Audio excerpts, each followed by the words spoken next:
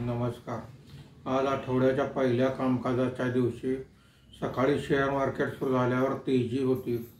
दुपारी 2च्या दरम्यान सेन्सेक्स 81,140 वर पोहोचला होता.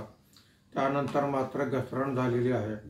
मार्केट बंद होताना सेन्सेक्स हा फक्त 77 पॉईंट वाढून 80,787 वर बंद झालेला आहे. निफ्टी हा 32 पॉईंट वाढून 24,773 वर बंद झालेला आहे. आजच्या कामकाजामध्ये निफ्टी ॲटो इंडेक्स 3.12% वर आहे. BSE टेलिकॉम इंडेक्स 0.71% वर आहे. BSE IT इंडेक्स 0.60% खाली आहे. BSE मिड कॅप इंडेक्स आणि स्मॉल कॅप इंडेक्स 0.30% वर आहेत.